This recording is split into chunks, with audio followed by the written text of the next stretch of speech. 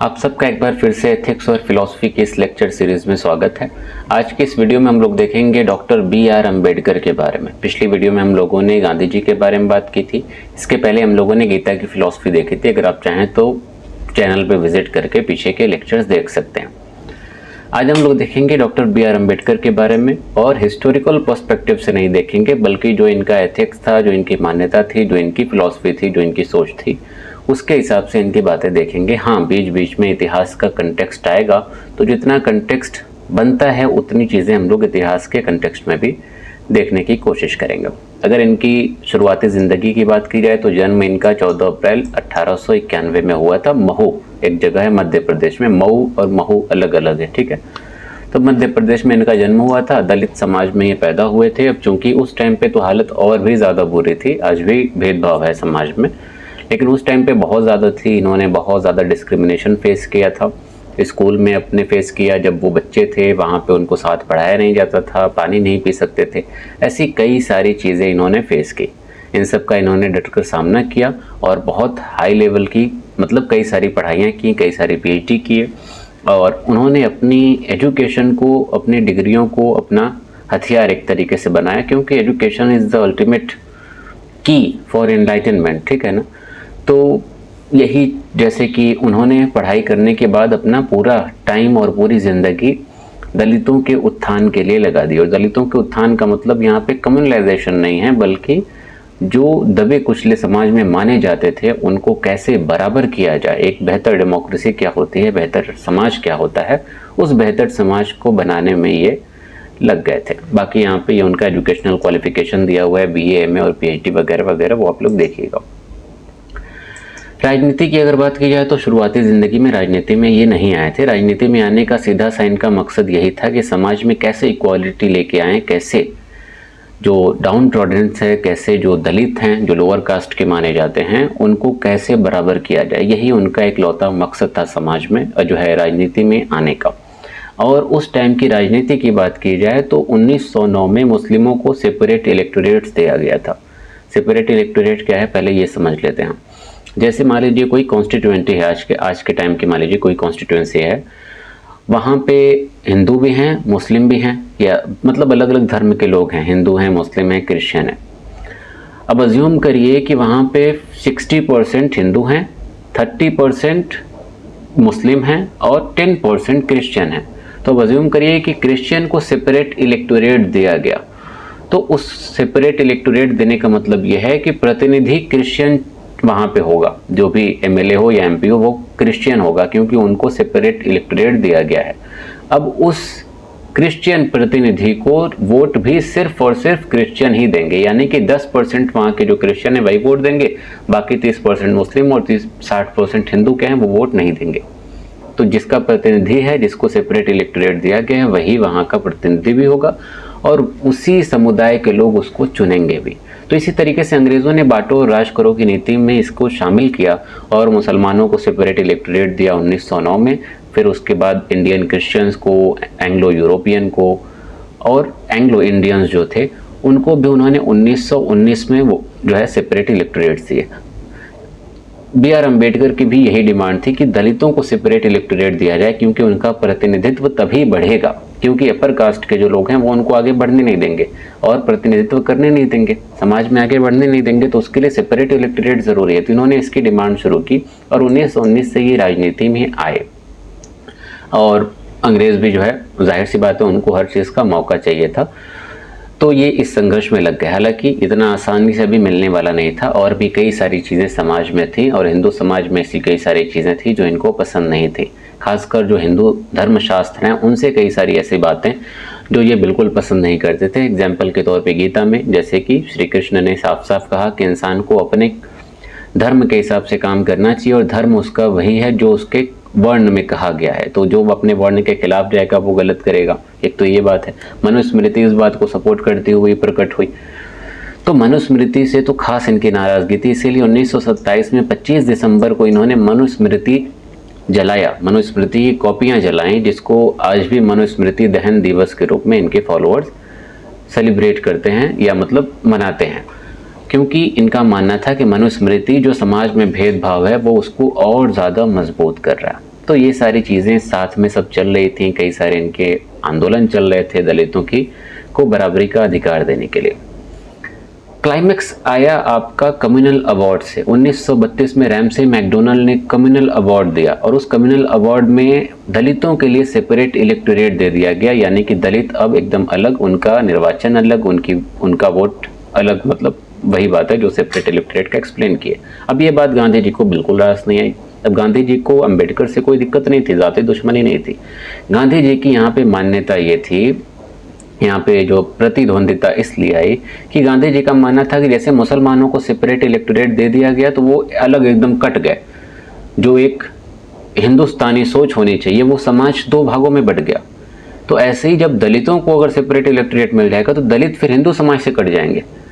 तो इस बात को वो दूरदर्शिता के साथ सोच रहे थे कि हिंदू समाज का हिस्सा है दलित, अगर सेपरेट इलेक्टोरेट मिल गया और वो एक अलग समुदाय की तरह निकल गए, कट के निकल जाएंगे तो समाज बढ़ जाएगा और फिर अल्टीमेटली नुकसान भारत का होगा, लोग आपस में बटेंगे। अंग्रेजों का तो काम ही है बांटो और राज करो।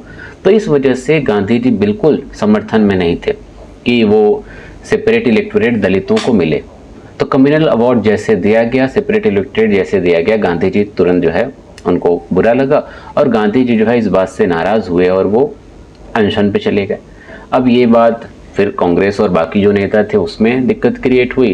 तो फाइनली मदन मोहन मालवीय की मध्यस्थता में अंबेडकर और गांधी के बीच में एक मीटिंग होती है जिसको बोला गया पूना पैक्ट। ठीक है, अच्छा ये यहाँ पे देखिए गलत टाइप हुआ है, सेपरेट इलेक्टोरेट तो मिला कम्युनल अवार्ड से। पूना पैक्ट में गांधी और अंबेडकर के बीच में इसको लेके एक समझौता होता है। समझौता क्या होता है? गांधी जी कहते हैं, वही बात एक्सप्लेन करते हैं कि दलित हिंदू समाज से कट जाएंगे, जो एक अच्छी बात नहीं है। सबको साथ लेकर चलना पड़ेगा अगर हमें हिम्मत से काम करना है, देश के लिए काम करना है, अपने समाज के लिए, अपने धर्म के लिए काम करना है। तो फाइनली अंबेडकर इस बात से कन्विंस हो जाते हैं और ऐसा नहीं कि अंबेडकर को गांधी निराश करते हैं, बल्कि कहते हैं कि सेपरेट इलेक्टोरेट खत्म करते हैं, हाँ रिजर्वेशन बढ़ा देते हैं। तो लगभग आई थिंक 80 सीटें थी जो है दलितों के लिए, तो गांधी जी ने उसको 147 करवा दिया जो है लेजिस्लेटिव असेंबली में। तो 147 सीट यानी कि लगभग डबल सीट हो गई। तो अंबेडकर इस बात से राजी हो गए और फाइनली ये समझौता हुआ और इस तरीके से इसको पूना पैक्ट कहा जाता है।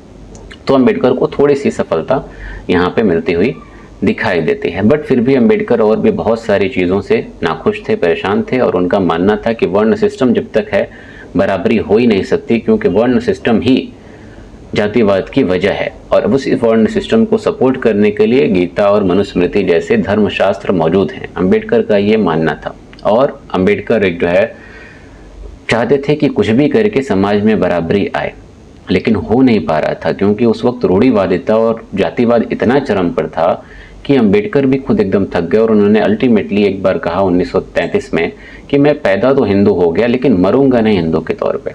और ये पहली बार ऐसा हुआ कि उन्होंने धर्मांतरण की तरफ एक संकेत दिया। और भी रिलीजन के बारे में उन्होंने सोचा था, सिखिज्म के बारे में सोचा था, बट अल्टीमेटली उन्होंने बौद्ध धर्म को चूज़ किया और बुद्धिज़्म में वो 1956 में चले गए। वो आगे अभी हम लोग देखेंगे। इनकी कई सारी किताबें हैं दलितों को लेके, समाज में बराबरी को लेके, जैसे कि annihilation of caste, who were the Shudras. इसके अलावा बुद्धा एंड हिज धम्मा। तो ये किताबें बेहतरीन किताबें हैं, आप चाहें तो पढ़ सकते हैं। आते हैं अम्बेडकर के एथिक्स पे। उनके हिसाब से जीवन क्या था? तो उनके हिसाब से जीवन वही है जिसमें जस्टिस हो और इक्वालिटी हो। जीवन वही है जिसमें न्याय हो और बराबरी हो। अब न्याय तभी होगा जब बराबरी होगी, और अम्बेडकर के हिसाब से बराबरी तो है ही नहीं। अच्छा, एक खास बात यह भी है कि अम्बेडकर को बस इसी समाज से मतलब था, इसी दुनिया से मतलब था। उनको इस बात से मतलब नहीं था कि हाँ मरने के बाद क्या होगा, मोक्ष मिलेगा नहीं मिलेगा, दोबारा जन्म होगा नहीं होगा, आखिरत होगी नहीं होगी, इन सब से कोई मतलब नहीं था। उनका सीधा सीधा मोटिव और फोकस यही था कि ये दुनिया में हम जी रहे हैं, यहाँ पे न्याय चाहिए, यहाँ पे बराबरी चाहिए, यही है, इसके अलावा कुछ नहीं। समवॉट चारवाक की तरह बात थी, लेकिन चारवाक क्या करता है, स्वार्थी पने की बात करता है, अपने लिए जो मन में आए करो। ये स्वार्थी की बात नहीं थी, ये इसी दुनिया पे फोकस करने के लिए कह रहे थे, लेकिन हर चीज़ एथिकल वे में, डिग्निटी के साथ, नैतिकता के साथ। ठीक है, तो ये इनका ज़िंदगी का यही मकसद था कि ज़िंदगी में न्याय और इक्वालिटी हो। और इक्वालिटी कैसी? सोशल इक्वालिटी हो, समाज में सब बराबर हो, कास्ट के बेस पे डिस्क्रिमिनेशन नहीं होना चाहिए, कोई पानी नहीं पीने दिया जाता, किसी को एक थाली में खाने नहीं दिया जाता, ऐसी कई सारी चीज़ें थी। साथ में बैठ के पढ़ाया नहीं जाता था एक क्लास में, इस हद तक चीज़ें थी। और भी बहुत बुरी बुरी चीज़ें जिसे सुनेंगे तो आपको भी दुख होगा। तो ऐसी चीज़ें थी, तो इसको ख़त्म करने की कोशिश की। और महिलाओं के साथ जो ज़्यादती होती थी, महिलाओं को जो बराबरी का दर्जा नहीं था, उसकी भी इन्होंने बात की थी। रिलीजन के हिसाब से इन्होंने कुछ ऐसा नहीं कहा कि हाँ रिलीजन सब बराबर हैं, एक साथ चलें, ये वो। रिलीजन सबका अपना अपना है, सब डाइवर्सिटी है। इन्होंने एक डिग्निटी, ह्यूमन डिग्निटी जो होती है, उसके हिसाब से इक्वालिटी की बात की। और ह्यूमन डिग्निटी में जाहिर सी बात है, कास्ट के बेसिस पे भेदभाव नहीं होना चाहिए, जेंडर के बेसिस पे भेदभाव नहीं होना चाहिए, जेंडर और रिलीजन पे भी नहीं होना चाहिए, लेकिन सबकी अपनी अपनी वो मान्यता है, तो उसमें भेदभाव की बात नहीं है। तो इस तरीके से सोशल इक्वालिटी को इन्होंने आगे बढ़ाने की बात की, और तभी एक बेहतर डेमोक्रेसी इनके हिसाब से आ सकती है। इसको लेकर इन्होंने पूरी एक थियरी भी दी थी कि जो डिस्क्रिमिनेशन हो रहा है वो क्यों हो रहा है, किन कारणों से हो रहा है, और उसके रास्ते भी बताए। और कारणों में मुख्य कारण वही था कि हिंदू धर्म को ही उसका वो जेनेसिस मानते थे, उसका एक रीज़न मानते थे, क्योंकि हिंदू शास्त्र ही इस बात का सपोर्ट करते हुए दिखाई दे रहे थे उनकी नज़र में। इसके सॉल्यूशन उन्होंने क्या बताया? पहला तो एजुकेशन। एजुकेशन इंसान बेहतर करेगा तो सब कुछ बेहतर होगा, ये भी एजुकेशन लेकर ही आए, और उन्होंने एक रास्ता खड़ा किया पूरा, और फिर पूरे भारत को बदल दिया। तो एजुकेशन एक बहुत बड़ा हथियार है। तो पहला जो तरीका था कास्ट डिस्क्रिमिनेशन को ख़त्म करने का, वो है एजुकेशन। दूसरा पॉलिटिकल रिप्रेजेंटेशन। उसी पॉलिटिकल रिप्रेजेंटेशन के लिए, यानी कि राजनीतिक प्रतिनिधित्व के लिए, उन्होंने कम्युनल अवार्ड एक्सेप्ट किया और दलितों के लिए सेपरेट इलेक्टोरेट की स्वीकृति दी। लेकिन गांधी जी ने उसको रिजेक्ट किया, और फिर भी रिजर्वेशन दिया गया। तो रिजर्वेशन देने से राजनीतिक प्रतिनिधित्व तो उनका हुआ, जो एक बहुत बड़ी वजह बना दलितों की सिचुएशन में बदलाव की। इसके अलावा इंटरकास्ट मैरिज, अंतरजातीय विवाह होने से भी भेदभाव खत्म होगा। लेजिस्लेटिव एक्शन जो है, जो भी कानूनी रास्ते हैं, उसको अपना के इंसान जो है अपनी ज़िंदगी में, अपने समाज में सुधार ला सकता है। जैसे प्रोटेस्ट कर सकता है और जो भी पिटिशन दायर कर सकता है, ऐसी चीज़ें इंसान करे तो समाज में सुधार आएगा। रिलीजियस रिफॉर्म के लिए अगर देखा जाए तो वही बात है, इन्होंने हिंदू धर्म में रिफॉर्म की बात की कि रिफॉर्म आएगा तभी जातिवाद खत्म होगा, लेकिन वो रिफॉर्म इनके लिए मुमकिन था ही नहीं, क्योंकि हिंदू शास्त्र इस बात का सपोर्ट कर रहे थे। तो फाइनली अब यहाँ पे क्या करते हैं, वो 1956 में हिंदू धर्म को छोड़कर बौद्ध धर्म में जाने का फैसला करते हैं। और उन्होंने यहाँ पे जो बौद्ध धर्म अपनाया, वो एक नया जो है बौद्ध धर्म का रूप था, जिसको बोला गया नवयान बुद्धिज़्म। ठीक है, न्यू व्हीकल, एक नया रास्ता था। बुद्धिज़्म ही था, बेसिक कॉन्सेप्ट बुद्धिज़्म का था, लेकिन एक नए इसमें इन्होंने रूल रेगुलेशन डाले। इसका मकसद ये नहीं था कि बुद्धिज़्म को ही आगे बढ़ाना है, बुद्धिज़्म का रिवाइवल करना, ऐसी कुछ चीज़ें नहीं थी। बुद्धिज़्म उनका एक जो है छत्र छाया बन गया, और उसकी नज़र में इन्होंने अपने नए रूल रेगुलेशन के साथ एक नए धर्म की या नए पंथ की शुरुआत की। धर्म तो वही बुद्धिज़्म था। इसमें क्या था, पहली बात तो ये कि समझिएगा कि इन्होंने अकेले बुद्धिज़्म को नहीं अपनाया था, इनके साथ बहुत सारे लोग थे। लगभग 5 लाख सपोर्टर्स थे इनके साथ। अब सोचिए, वो 5 लाख पीड़ित रहे थे उनके साथ, और भी कितने थे पूरे भारत में। तो उनके साथ 14 अक्टूबर 1956 को नागपुर महाराष्ट्र में इन्होंने बुद्धिज़्म को अपनाया और कई सारी प्रतिज्ञाएं ली। टोटल 22 प्रतिज्ञा इन्होंने यहाँ पे ली। उस 22 प्रतिज्ञा में बहुत बड़ी बड़ी प्रतिज्ञाएं थी, जो आज के बिल्कुल हिंदू समाज से उलट हैं। और इसीलिए जो आज भी अम्बेडकर को मानने वाले हैं, वो हिंदू धर्मशास्त्र में जो बातें लिखी हैं वो नहीं मानते। क्यों? क्योंकि वो इसी नवयान बुद्धिज़्म के हिसाब से अपनी ज़िंदगी गुजारते हैं। जैसे पहली चीज़, ब्रह्मा विष्णु और महेश भगवान नहीं है। दूसरी चीज़ है, राम और कृष्ण भी भगवान नहीं है। गौरी, गणपति और बाकी भी हिंदू देवी देवताओं में कोई यकीन नहीं है। अवतारवाद में कोई यकीन नहीं है कि कृष्णा जी अवतार लेके आए या फिर कल की अवतार आएगा। इन सब चीज़ों को भी इन्होंने रिजेक्ट किया। इसके अलावा I do not believe that Lord Buddha was the incarnation of Vishnu. कुछ हिंदू जो है मानते हैं कि बुद्धा भी जो है विष्णु के ही अवतार थे। विष्णु का 10 अवतार माना जाता है, तो उसमें बुद्धा को भी माना जाता है। तो इन्होंने कहा नहीं, बुद्धा थे, ये कोई अवतार वगैरह नहीं थे।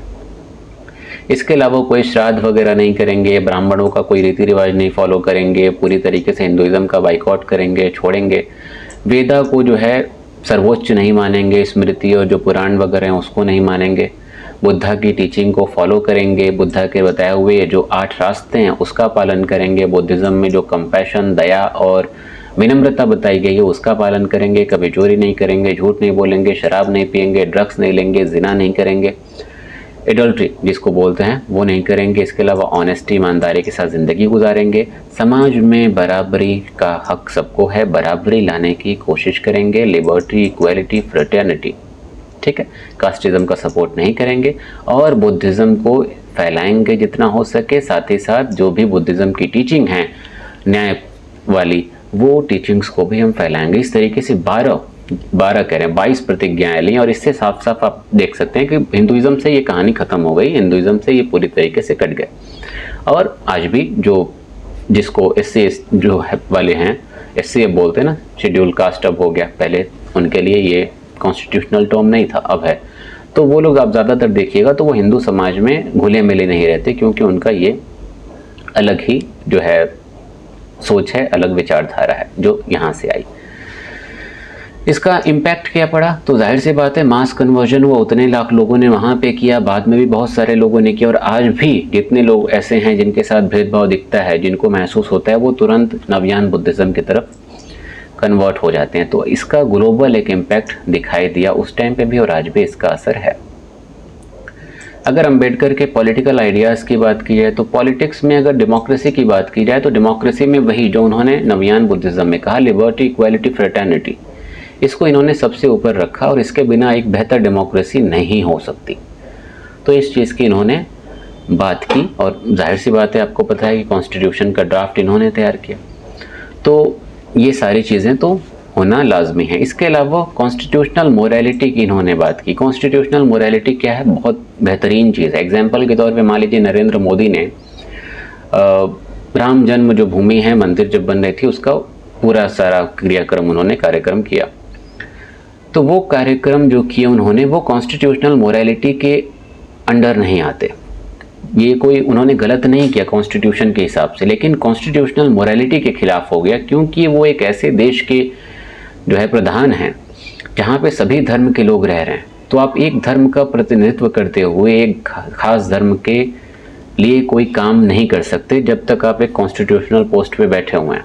तो अगर आप बैठे बैठे ऐसा काम कर रहे हैं, जो कि आजकल योगी जी और मोदी जी और बहुत से नेता करते हैं, तो ये सारे काम क्या हैं? कॉन्स्टिट्यूशनल मोरालिटी के खिलाफ है, क्योंकि आप संदेह दे रहे हैं लोगों के मन में, एक बीज डाल रहे हैं कि हाँ आप एक की तरफ झुके हैं, बाकी की तरफ वो में भी आप बायस्ड रहें। तो ये चीज़ जो है इसका इन्होंने जिक्र किया कि कॉन्स्टिट्यूशनल मोरालिटी जो है बहुत ज़रूरी है।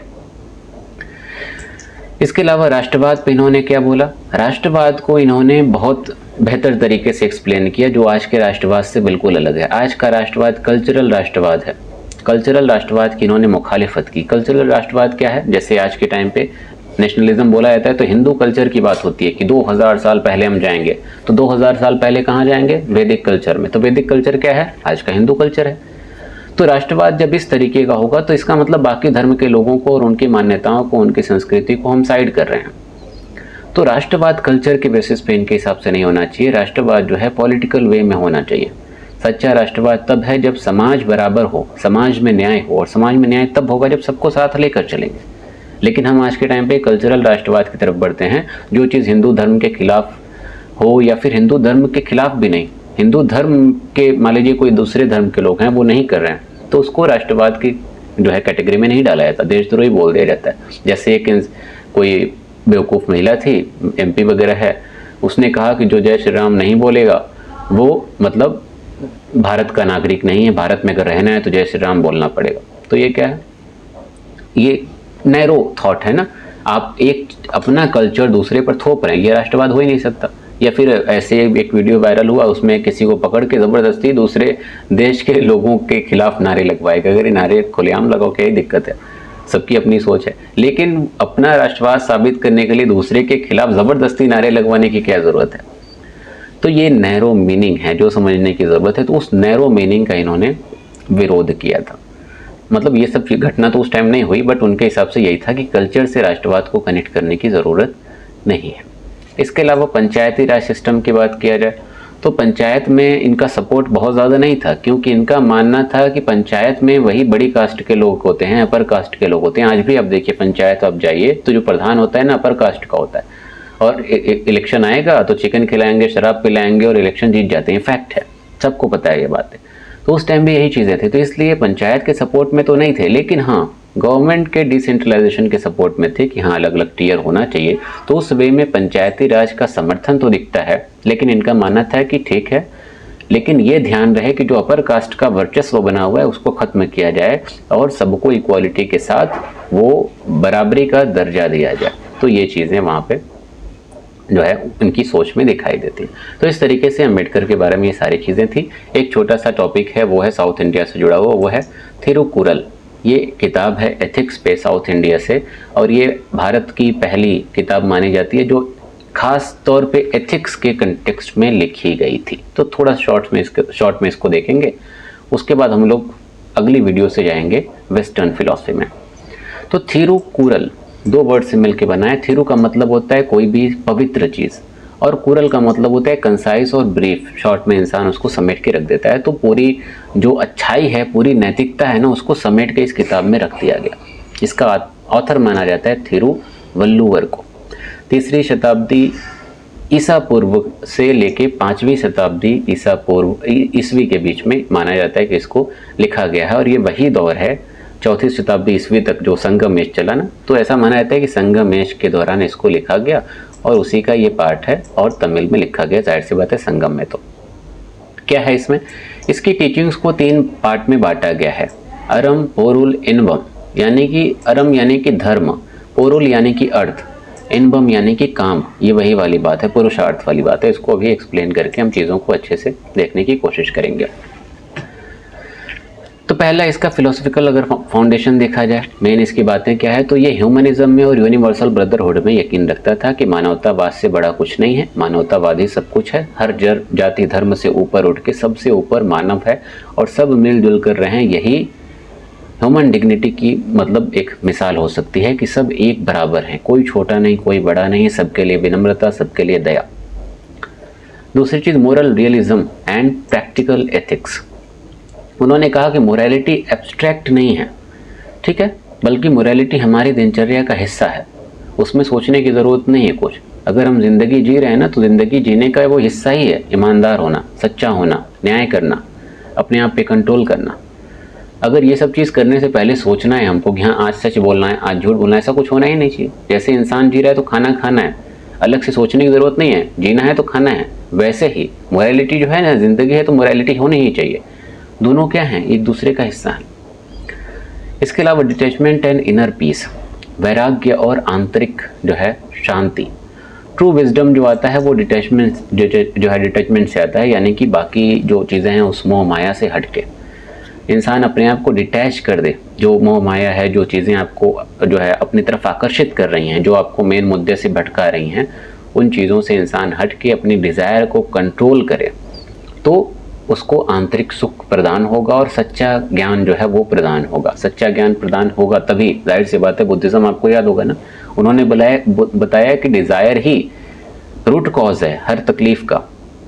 जो भी तकलीफ ज़िंदगी में आ रही है ना, क्यों आ रही है, क्योंकि हमारे अंदर डिज़ायर है। डिज़ायर क्यों है, क्योंकि अटैचमेंट है। तो अटैचमेंट खत्म करेंगे तो डिज़ायर खत्म होगी, डिज़ायर खत्म करेंगे तो आपकी सफरिंग और आपके दुख खत्म होंगे, और दुख खत्म होगा तो आप ज़िंदगी को और गहराई से समझ पाएंगे। तो अल्टीमेटली सबका एक ही रास्ता है, वो क्या है कि आप डिटैच करें जो भी मोह माया वाली चीज़ें हैं, जो भी आपको जो है डाइवर्ट कर रही हैं। एथिकल टीचिंग इसकी क्या है, जो 3 भाग में बांटी गई। पहला अरम या धर्म। धर्म क्या है, वही बात है कि इंसान अपनी मोरालिटी के साथ अपने कर्तव्यों का निर्वहन करे। कर्तव्य क्या है, कोई भी नैतिक काम उसका कर्तव्य है। पारिवारिक जो वैल्यू है, मूल्य हैं, वो उसका कर्तव्य है। सबके साथ अच्छे से पेश है, हर इंसान का कर्तव्य है। लोगों को माफ़ करे, हर इंसान का कर्तव्य है। ज़िंदगी में जो कुछ भी है उसके लिए कृतज्ञ रहे, ग्रैटिट्यूड पैदा करे, कर्तव्य है। तकलीफ़ें हज़ार आती हैं, उन तकलीफ़ों के बावजूद वो शुक्रिया अदा करे, जो कुछ मौजूद है उस पर खुश रहे। एक बड़ी अच्छी खूबसूरत सी लाइन राजपाल यादव ने बोली कि ज़िंदगी में बुरा कुछ होता ही नहीं है। अगर मेरे पास 2 हाथ है, 2 पैर हैं, उठ पा रहे हैं, बैठ पा रहे हैं, खाना खा पा रहे हैं, तो फिर बुरा कैसे है। बोल पा रहे हैं, देख पा रहे हैं, तो ज़िंदगी में बुरा कैसे हो सकता है कुछ।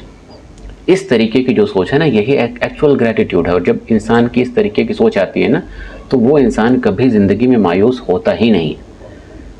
एक अब जो है बड़ी अच्छी लाइन है जो एआई से सवाल पूछने पे जवाब मिला कि इंसान जो है अगर अच्छे रास्ते से भटकना चाहता है, जो सच्चाई से हटना चाहता है, जो नैतिकता का रास्ता है उससे हटना चाहता है, धर्म से हटना चाहता है, तो क्या करना चाहिए। तो उस एआई से सोचिए जवाब क्या आया। उसमें कई सारे जवाब थे। उसमें एक जवाब ये भी था कि इंसान डिप्रेस्ड हो, इंसान कृतज्ञ ना हो, इंसान थैंकफुल ना हो, इंसान के अंदर पेशेंस ना हो। तो इंसान के अंदर पेशेंस नहीं है, ग्रेटिट्यूड नहीं है, तो वो सच्चाई से हट जाएगा, वो धर्म से हट जाएगा, वो एक नैतिक रास्ते से हट जाएगा। डिप्रेशन वही तो है।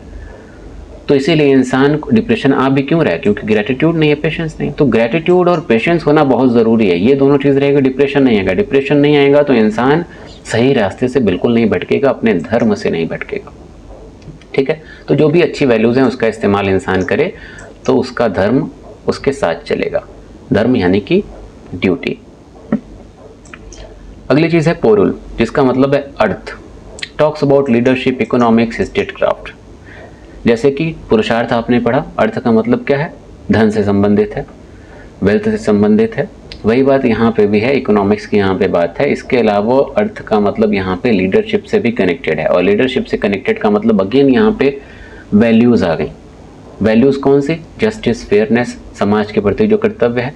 यानी कि अगर आपका धर्म अगर आप चाहते हैं, अपनी ड्यूटीज़ का निर्वहन करना चाहते हैं, तो आपका पोरुल यानी कि अर्थ भी बेहतर होना चाहिए। बिना अर्थ के धर्म का पालन नहीं कर सकते। ठीक वैसे ही जैसे कि राजा के कंटेक्स्ट में हिंदू शास्त्रों में या चाणक्य ने कहा कि अगर आप राजा है, अपना धर्म का पालन करना चाहते हैं तो अर्थ ज़रूरी है। राजा को अपने प्रजा के लिए काम करना है तो उसके लिए अर्थ यानी कि पैसे चाहिए। तो अगर धर्म का पालन बेहतर करना है तो अर्थ का होना ज़रूरी है, पैसे का होना ज़रूरी है। इसी तरीके से यहाँ पे जो ह्यूमन डिग्निटी के कंटेक्स्ट में धर्म की बात की गई, इस धर्म के पालन के लिए इस अर्थ का, इस पोरुल का होना ज़रूरी है। अगर ये नहीं है तो इस धर्म का पालन भी नहीं होगा। इसी तरीके से है आपका काम। काम यानी कि वही इच्छा, लव। और यहाँ पे लव हर तरीके का लव है, प्यार मोहब्बत से रहना, विनम्रता दिखाना, सेक्सुअल रिलेशनशिप भी इसमें शामिल है। काम का एक नैरो मीनिंग वो भी आती है। तो true love is not just physical, it's the union of souls. यानी कि सिर्फ सेक्सुअल रिलेशनशिप ही सच्चा प्यार नहीं है, वो भी है प्यार, उसको नकारा नहीं गया, वो तो है ही। इसके अलावा यूनियन ऑफ सोल्स, आत्मा का आत्मा से मिलन भी प्यार है। और आत्मा का आत्मा से मिलन ये नहीं कि पति पत्नी ही बस या परिवार वाला ही बस, हर इंसान की एक आत्मा जो है दूसरे आत्मा से मिले। आत्मा से आत्मा के मिलन का मतलब हर इंसान एक दूसरे को अच्छे समझेगा, एक दूसरे के लिए विनम्रता दिखाएगा, एक दूसरे के लिए दया दिखाएगा, और एक ह्यूमिलिटी जो होनी चाहिए, एक एम्पैथी जो होनी चाहिए, वो कहीं ना कहीं दिखेगी। तो ये सारी चीज़ें थी। उम्मीद है आपको लेक्चर पसंद आया है। लेक्चर पसंद आएगा तो वीडियो आप लाइक करिए, चैनल को सब्सक्राइब करिए और अपने दोस्तों के साथ चैनल को ज़रूर शेयर करें। वीडियोस बनाने में बड़ी मेहनत लगती है, तो आप लोग लाइक नहीं करते हैं, तो लाइक करना चाहिए। लाइक करिए, दोस्तों के साथ शेयर करिए। Thank you. अगली वीडियो में हम लोग देखेंगे वेस्टर्न फिलॉसफी चैप्टर 8 आपका।